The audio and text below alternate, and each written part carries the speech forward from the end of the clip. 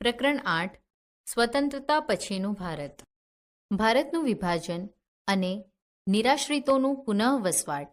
British પાર્લામેન્ટે Hind સ્વાતંત્ર્ય ધારો જુલાઈ 1947માં પસાર કર્યો. આ ધારાની જોગવાઈ અનુસાર હિન્દનું ભારતીય સંઘ અને પાકિસ્તાન સંઘ એમ બે દેશોમાં વિભાજન કરવામાં આવ્યું. 15 ઓગસ્ટ 1947ના રોજ આપણો દેશ સ્વતંત્ર થયો. સમગ્ર દેશ માટે આનંદ ઉલ્લાસનો માહોલ હતો. આનંદની પળો સાથે કેટલાક પડકારો પણ ઊભા થયા. અખંડ હિન્દુસ્તાનના ભાગલા થતાં ભારત અને પાકિસ્તાન એમ બે રાષ્ટ્રો અસ્તિત્વમાં આવ્યા. પાકિસ્તાનમાંથી બિન મુસ્લિમોને હાંકી કાઢવાની નીતિ અપનાવતા લગભગ 80 લાખ શરણાર્થીઓ પાકિસ્તાનથી ભારત આવ્યા હતા. આ શરણાર્થીઓને સમાવવા અને તેમને રોજગારી આપવી એ વિકટ સમસ્યા હતી. ભારત સરકારે ખૂબ જ કુનેહથી આ જવાબદારી નિભાવી. દેશના લોકો અને સરકારે આ નિરાશ્રિતોને પૂરતી સગવડો આપી. વિશાળ શરણાર્થી શિબિર ખોલવામાં આવી. નિરાશ્રિતોના પુનઃવસન બાદ તેઓ બધા સાથે એકરૂપ થઈ ગયા અને નૂતન જીવનની શરૂઆત કરી. તે સમયે ભારતમાં 562 જેટલા નાના મોટા દેશી રાજ્યો હતા. આ રાજ્યોને ભારત સંઘમાં જોડાવા માટે સહમત કરવા પણ એક અઘરો પડકાર હતો. આ સાથે લોકોની અપેક્ષાનો અને આકાંક્ષાઓ સંતોષી શકે તેવું બંધારણ અને રાજકીય વ્યવસ્થાનું નિર્માણ કરવું પણ એક પડકાર હતો. ઈસવીસન 1947માં ભારતની વસ્તી લગભગ 35 કરોડની આસપાસ હતી. આ વસ્તી ભાષા, પહેરવેશ, પ્રદેશ અને સાંસ્કૃતિક બાબતોમાં ભિન્નતાઓ ધરાવતી હતી. આટલી બધી ભિન્નતાઓ હોવા છતાં રાષ્ટ્રીય એકતા સાંધી રાષ્ટ્ર વિકાસ કરવો પણ આવશ્યક હતો. સ્વતંત્રતા સમયે વસ્તીનો મોટો સમુદાય ગામડામાં રહેતો, ખેતી કરતો. આ ઉપરાંત ગંદા શહેરો, ગીચ વસવાટ, ગરીબી, શિક્ષણ અને આરોગ્યલક્ષી સવલતોનો અભાવ તથા ગ્રામીણ વિસ્તારોમાં ખેતી અને ખેતી સંલગ્ન રોજગારીની સમસ્યાઓ પડકારરૂપ હતી. બધા જ પડકારોની સાથે રાષ્ટ્રીય એકતા સાથે રાષ્ટ્રીય વિકાસ કરવો પણ જરૂરી હતો. દેશી રાજ્યોનું એકીકરણ અને વિલીનીકરણ. 562 જેટલા દેશી રાજ્યોનું ભારતીય સંઘમાં વિલીનીકરણ કરવું તે તત્કાલીન ભારતની સૌથી મોટી સમસ્યા હતી. કાશ્મીર, હૈદરાબાદ અને મૈસૂર જેવા મોટા દેશી રાજ્યો હતા, જ્યારે કેટલાક દેશી રાજ્યો ખૂબ નાના હતા. આ બધા દેશી રાજ્યોને ભારત સંઘમાં જોડાવવા સમજાવવા ખૂબ મોટું અને મુશ્કેલ કાર્ય હતું. આઝાદી પ્રાપ્ત થતાં સૌપ્રથમ ભાવનગરના મહારાજા કૃષ્ણકુમાર સિંહે ભાવનગરમાં જવાબદાર સરકારનો શુભારંભ કર્યો. સરદાર પટેલના પ્રયત્નોથી સંયુક્ત સૌરાષ્ટ્ર રાજ્યની રચના થતાં ભાવનગર રાજ્ય તેમાં વિલીન થયું.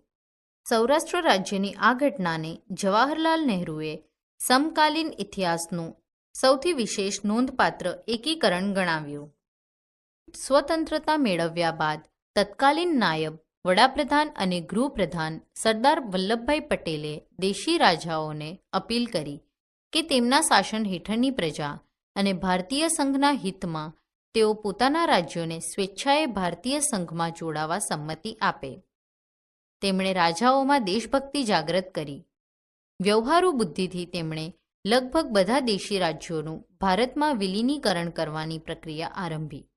સરદાર પટેલ અને તેમના સચિવ વી.પી. મેનનના પ્રયત્નોથી હૈદરાબાદ, જૂનાગઢ અને કાશ્મીર સિવાય બધા જ રાજ્યોનું ભારત સંઘમાં વિલીનીકરણ કરવામાં આવ્યું. હૈદરાબાદમાં પોલીસ પગલું ભરી નિઝામના હિતોના રક્ષણની બાંહેધરી આપી. હૈદરાબાદનું ભારતીય સંઘમાં વિલીનીકરણ થયું. હૈદરાબાદના વિલીનીકરણમાં કન્હૈયાલાલ મુનશીની ભૂમિકા મહત્વની રહી. જૂનાગઢના નવાબે પોતાના રાજ્યને પાકિસ્તાન સાથે જોડવા જોડાણખત લખી આપ્યું, જેની સામે મુંબઈમાં જૂનાગઢના નાગરિકોએ ભારતીય સંઘમાં જોડાવા માટે આરઝી હકુમતની સ્થાપના કરી. સૌરાષ્ટ્રના લગભગ તમામ રાજ્યોએ અને લોકોએ નવાબના પાકિસ્તાન સાથે જોડાણનો વિરોધ કર્યો. જૂનાગઢના નવાબ પાકિસ્તાન ચાલ્યા ગયા અને ભારતે જૂનાગઢનો કબજો લીધો. ત્યારબાદ લોકમત લેવાયો, જેમાં પ્રચંડ બહુમતીથી જૂનાગઢની જનતાએ ભારત સંઘ સાથેના જોડાણને સમર્થન આપ્યું. આમ જૂનાગઢનું ભારત સંઘમાં વિલીનીકરણ કરવામાં આવ્યું. કાશ્મીરના મહારાજા હરિસિંગ ડોગરાએ ભારત સાથેના જોડાણ ખત પર સહી કરી ન હતી.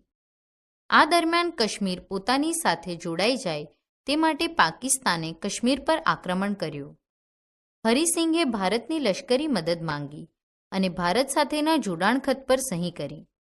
ભારતીય લશ્કરે તાત્કાલિક કાશ્મીર જઈ તેનું રક્ષણ કર્યું, પણ તે દરમિયાન કાશ્મીરના ત્રીજા ભાગ પર પાકિસ્તાને ગેરકાયદેસર કબજો જમાવ્યો હતો. ભારતે પાકિસ્તાન વિરુદ્ધ સંયુક્ત રાષ્ટ્રોની સલામતી સમિતિમાં ફરિયાદ કરી.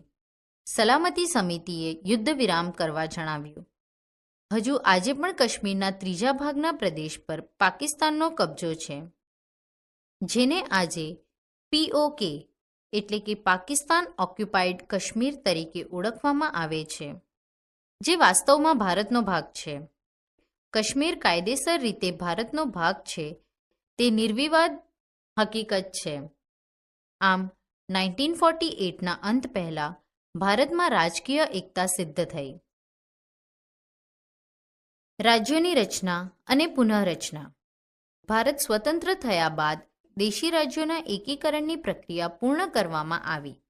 તેની સાથે જ આપણે સંઘીય રાજ્ય વ્યવસ્થાનો સ્વીકાર કર્યો હોય સંઘના ઘટકો એવા રાજ્યોની રચના કરવાનો પ્રશ્ન ઉપસ્થિત થયો. અગાઉના બ્રિટિશ પ્રાંત અને દેશી રાજ્યોના એકીકરણ થકી ઊભા થયેલા એકમોનું શરૂઆતમાં 4 વર્ગોમાં અ, બ, ક, ડ એમ વિભાજન કરવામાં આવેલ. આ ચારેય પ્રકારના રાજ્યોના દરજ્જા સમાન ન હતા. આ એક કામચલાઉ વ્યવસ્થા હતી, કારણ કે ભારત પ્રજાસત્તાક બન્યા બાદ દેશમાં ભાષાના ધોરણે રાજ્યોની રચનાની માંગ ઊભી થઈ હતી. આ માટે કેટલાક રાજ્યોમાં ઉગ્ર આંદોલન પણ ચાલુ થયા, જેમાં મદ્રાસ રાજ્યમાંથી તેલુગુ ભાષી લોકોએ આંધ્રપ્રદેશની માંગણી સાથે આંદોલન કરેલ. આ ઉગ્ર આંદોલનના કારણે કેન્દ્ર સરકારને તેમની માંગણી સ્વીકારવી પડી અને ઈસવીસન 1953માં અલગ રાજ્ય આંધ્રપ્રદેશની રચના થઈ. આંધ્રપ્રદેશ બાદ અન્ય ભાષા સમુદાયો ભાષા આધારિત પોતાના અલગ રાજ્યની માંગ કરવા લાગ્યા હતા, જેના પરિણામે ભાષા આધારિત રાજ્યોની રચના કરવા રાજ્ય પુનઃરચના પંચની રચના કરવામાં આવી, જેના અધ્યક્ષ સર્વોચ્ચ અદાલતના પૂર્વ ન્યાયમૂર્તિ ડૉક્ટર ફઝલ અલી હતા. આ પંચે ઈસવીસન 1956માં પોતાનો અહેવાલ સરકારને સુપ્રત કર્યો. 1 નવેમ્બર 1956થી તેનો અમલ કરવામાં આવ્યો.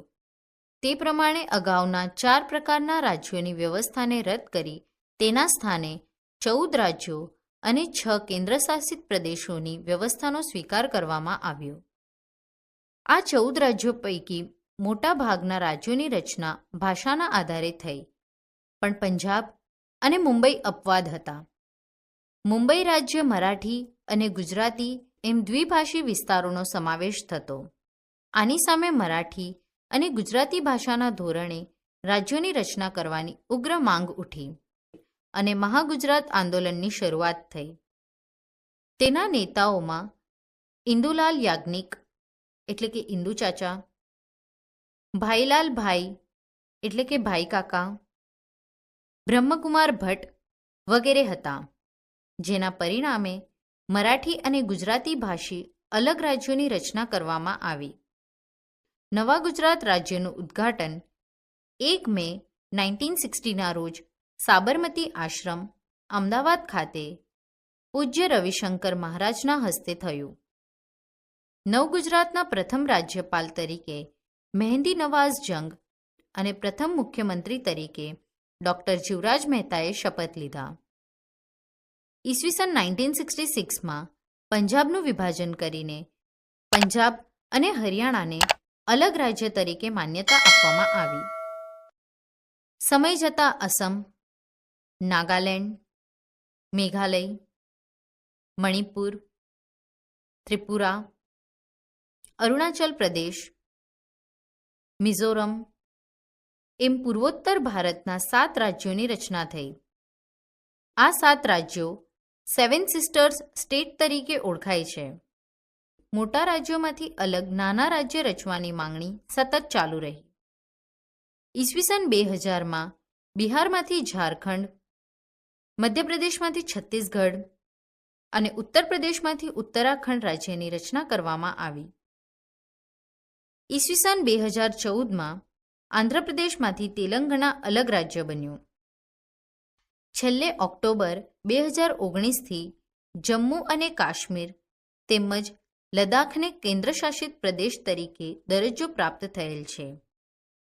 હાલમાં ભારતમાં 28 રાજ્યો, દિલ્હી રાજ્ય અને રાષ્ટ્રીય રાજધાની વિસ્તાર સહિત 8 કેન્દ્રશાસિત પ્રદેશોનો સમાવેશ થાય છે.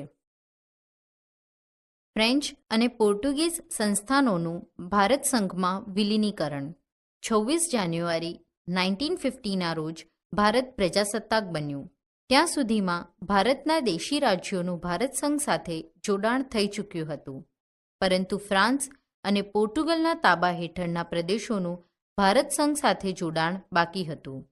પુંડેચેરી, માહે, યનામ, કરાઈકલ, ચંદ્રનગર પર ફ્રેન્ચોનો અંકુશ હતો. ત્યાંની સ્થાનિક પ્રજાએ ફ્રેન્ચ સરકાર સામે ભારત છોડોનું એલાન આપ્યું. આ પ્રશ્નનું શાંતિમય સમાધાન કરવા ભારત સરકારે ફ્રેન્ચ સરકાર સાથે વાટાઘાટો શરૂ કરી. ફ્રાન્સે લોકોનો મિજાજ અને ભારત સંઘ સાથે જોડાવાની તીવ્ર ઈચ્છા પારખી લઈ પોતાના સંસ્થાનો ભારતને સુપરત કર્યા.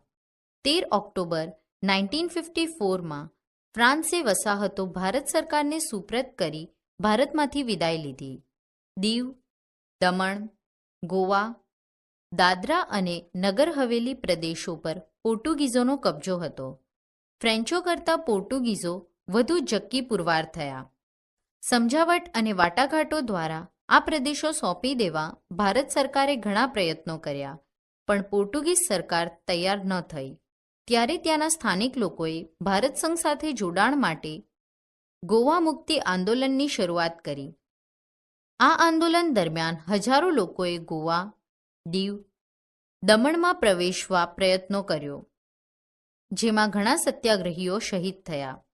સત્યાગ્રહો અને સમજાવટ જેવા ઉપાયો કારગત ન નીવડતા ભારત સરકારે ગોવાને મુક્ત કરાવવા જનરલ ચૌધરીની આગેવાની નીચે ઓપરેશન વિજય નામના લશ્કરી અભિયાનની શરૂઆત કરી. 18 ડિસેમ્બર 1961ના રોજ ગોવાના પોર્ટુગીઝ શાસકોએ શરણાગતિ સ્વીકારી અને ગોવા, દીવ, દમણનો કબજો મેળવી તેનું ભારતમાં વિલીનીકરણ કરવામાં આવ્યું. પંચવર્ષીય યોજનાઓ અને ભારતનો આર્થિક વિકાસ. ઈસવીસન 1950માં ભારત સરકારે બંધારણના ધ્યેયો અને આદર્શોને પૂર્ણ કરે તેવા આયોજન પંચનો પ્રારંભ કર્યો. આજે આ આયોજન પંચ નીતિ આયોગ તરીકે ઓળખાય છે.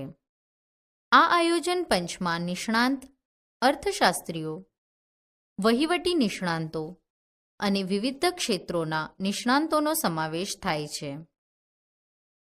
તેના અધ્યક્ષ હોદ્દાની રૂએ વડાપ્રધાન હોય છે.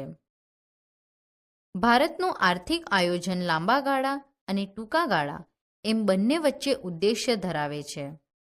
ભારતના આર્થિક આયોજનના મુખ્ય ઉદ્દેશ્યોમાં ઝડપી આર્થિક વૃદ્ધિ અને વિકાસ, આર્થિક અસમાનતામાં ઘટાડો, પૂર્ણ રોજગારી પ્રાપ્ત કરવી, સ્વાવલંબન, ભાવ સ્થિરતા, શૈક્ષણિક વિકાસ વગેરે ઉદ્દેશ્યોને ધ્યાનમાં લઈ પંચવર્ષીય યોજનાઓ શરૂ કરવામાં આવી છે. પ્રથમ પંચવર્ષીય યોજના ઈસવીસન 1951-56 દરમિયાન હાથ ધરવામાં આવી. પંચવર્ષીય યોજનાઓના આ સમયગાળા દરમિયાન આયોજનબદ્ધ આર્થિક વિકાસના પ્રયત્નો થયા. ઔદ્યોગિક વિકાસના હેતુથી ભારે અને પાયાના ઉદ્યોગોની સ્થાપના કરવામાં આવી. ઔદ્યોગિક ઉત્પાદનમાં આપણે મહદઅંશે સ્વાવલંબી બની શક્યા છીએ. કૃષિ ક્ષેત્રે હરિયાળી ક્રાંતિ સર્જી અનાજની આયાત કરતો દેશ આજે અનાજની નિકાસ કરતું રાષ્ટ્ર બનેલ છે. દૂધ ઉત્પાદનમાં શ્વેત ક્રાંતિ, તેલીબિયાંનું ઉત્પાદન વધારવા પીળી ક્રાંતિ વગેરે દ્વારા ઉત્પાદન વધારવાની દિશામાં વિકાસકીય પગલાઓ ભરવામાં આવેલ છે. સ્વતંત્રતા બાદ ગરીબી ઘટાડવા અને આર્થિક અસમાનતા ઘટાડવા ગરીબી નિવારણ કાર્યક્રમો અમલમાં મૂકેલ છે. પંચવર્ષીય યોજનાઓના પરિણામ સ્વરૂપે આજે રાષ્ટ્રીય આવક અને માથાદીઠ આવકમાં વધારો થયો છે, પરંતુ ગરીબોની સંખ્યામાં ઘટાડો થઈ શક્યો નથી. આ માટે વસ્તી વધારો એક કારણ તરીકે જવાબદાર છે. આમ છતાં ગરીબી ઘટાડવા માટે આર્થિક અસમાનતા ઘટાડવા, રોજગારીની તકો વધારવા, શિક્ષણનો પ્રચાર પ્રસાર, આવશ્યક ચીજવસ્તુ ગરીબોને મળી રહે તે માટે સરકાર સતત પ્રયત્નશીલ રહી છે. આજે લોકોના આરોગ્યમાં સુધારો થયો છે. ભારતમાંથી શીતળાનો રોગ નાબૂદ કરી શક્યા છીએ. સરેરાશ આયુષ્યમાં સુધારો થયો છે. બાળ મૃત્યુ દરમાં ઘટાડો નોંધાયો છે. શિક્ષણનું પ્રમાણ અર્થાત સાક્ષરતાનો દર વધ્યો છે. વર્તમાન ભારત, આશા અને વિકાસ. ભારતે આજે પણ લોકશાહી આદર્શોને જીવંત રાખેલ છે. આ એક ગૌરવ લઈ શકાય તેવી ઉપલબ્ધિ ગણી શકાય, કારણ કે ઘણા બધા વિદેશી વિવેચકોનું માનવું હતું કે ભારત એક રાષ્ટ્ર તરીકે વધુ લાંબો સમય ટકી નહીં શકે. આ બધી જ આશંકાઓ નિર્મૂળ સાબિત થઈ. આઝાદીથી લઈ અત્યાર સુધી લોકસભા તેમજ સ્થાનિક સ્વરાજની સંસ્થાઓની અને વિધાનસભાની ઘણી ચૂંટણીઓ સફળતાપૂર્વક પૂર્ણ થયેલ છે. ભારતમાં નાગરિકોને પુખ્ત વય મતાધિકાર આપવામાં આવેલ છે. ભારતમાં પ્રેસ સ્વાતંત્ર્ય છે. નિષ્પક્ષ અને તટસ્થ ન્યાયતંત્ર છે. આ ઉપરાંત ભાષાકીય વિવિધતા અને ધાર્મિક વિવિધતા રાષ્ટ્રીય એકતા માટે બાધક બનતી નથી, પણ પોષક બની વિવિધતામાં એકતા સર્જે છે. વિશ્વના અન્ય વિકાસશીલ દેશોની સરખામણીમાં ભારતે આઝાદી પછીના વર્ષોમાં ટેકનોલોજીના ક્ષેત્રમાં વિકાસ સાધ્યો છે અને વિકસિત દેશોની સાથે બરોબરી સાધી છે. મર્યાદિત અને અલ્પ સાધનો, સાક્ષરતાનું ઓછું પ્રમાણ, આ બધી સમસ્યા હોવા છતાં ભારતનો વિજ્ઞાન અને ટેકનોલોજી ક્ષેત્રનો વિકાસ નોંધપાત્ર કહી શકાય. પરમાણુ વિજ્ઞાન અને ટેકનોલોજીનો શાંતિમય ઉપયોગ અને તેના દ્વારા વિકાસની પ્રક્રિયા થકી સક્રિયતા સાધેલી છે. ઇલેક્ટ્રોનિક્સ, ઉર્જા, ખનિજ તેલ, ટેલિકમ્યુનિકેશન, સ્ટીલ, ખાતર, સિમેન્ટ, પેટ્રોકેમિકલ્સ વગેરે ક્ષેત્રોમાં દેશે હરણફાળ ભરી છે. અવકાશ સંશોધન ક્ષેત્રે ભારતે અવકાશમાં ઉપગ્રહો છોડવા માટે વિશિષ્ટ પ્રકારના GSILV એટલે કે ઝીઓસિંક્રોનાસ સેટેલાઇટ લોન્ચ વ્હીકલ તૈયાર કર્યા છે. આ ઉપરાંત ભારતે છોડેલા ઉપગ્રહો અને મંગળ ગ્રહ પર પહોંચવા માટેનું મંગળ અભિયાન તેમજ ઉપગ્રહ છોડવામાં સંપૂર્ણ સ્વાવલંબન, આ બધી જ આગવી ભારતની વિશિષ્ટ અને નોંધપાત્ર સિદ્ધિ રહી છે. વિશ્વના દેશોએ પણ ભારતની સિદ્ધિઓની નોંધ લીધી છે. ભારતીય પરંપરાઓ, સમૃદ્ધ સાંસ્કૃતિક વારસો અને માનવ સંસાધનોનું મહત્વ વિશ્વના દેશોએ સ્વીકાર્યું છે. તેનું શ્રેષ્ઠ ઉદાહરણ યોગનું મહત્વ વિશ્વના દેશોએ સ્વીકારેલ છે. 21 જૂનના દિવસે વિશ્વ યોગ દિવસ તરીકે UN એટલે કે યુનાઇટેડ નેશન્સ સંયુક્ત રાષ્ટ્રસંઘે જાહેર કરેલ છે. વિકાસમાં ભારતે ઉજ્જવળ પંથે હરણફાળ ભરી રહેલ છે.